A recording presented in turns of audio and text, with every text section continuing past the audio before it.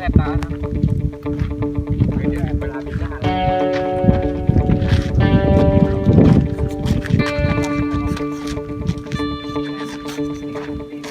โอ้เคลียร์รันเวย์เคลียร์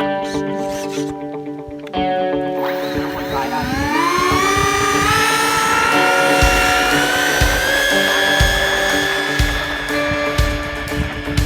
แล้วพี่หนุ่ม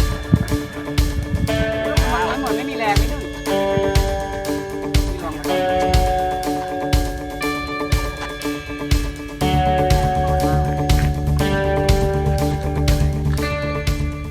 นี่แหละนี่ทำไมได้ลมถ้วยมันจะขึ้นนะ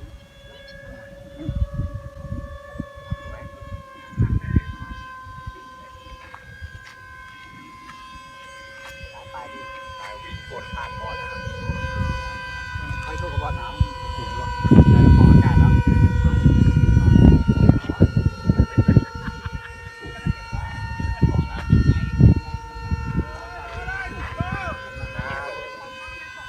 โอ้แล้วน้ำเนี่ย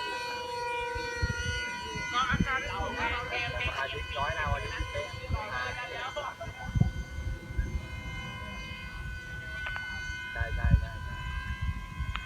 มได้ตั้งเวลาแบบนี้เวลา8 โมง 3 นาทีพี่นะ3 นาทีก็แล้วตีได้แล้วเผื่อไว้เผื่อวนลงแล้วต้องติดเทปออฟไม่ได้ดีนี่ว่าติดสเตบิไลเซอร์นี่มีอะไรเนี่ยว่าแล้วทำไมพี่หนึ่งบินนิ่งแท้ยังไม่ติดอ๋อคิดว่าได้แล้ว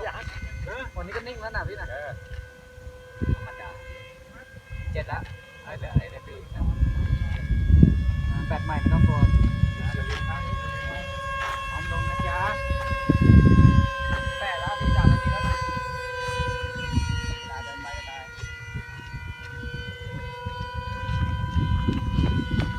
เราต้องลงจากฝั่งนี้ฝั่งมาได้มาได้ย่าตามลงแล้วเลยเดี๋ยวนะ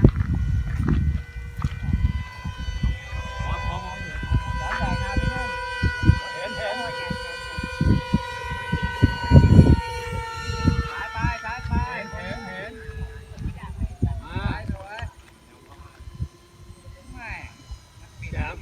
สวย1 สวย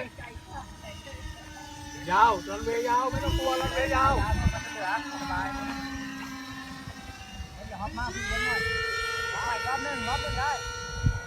เล่นไปพี่ระวังพิษนะ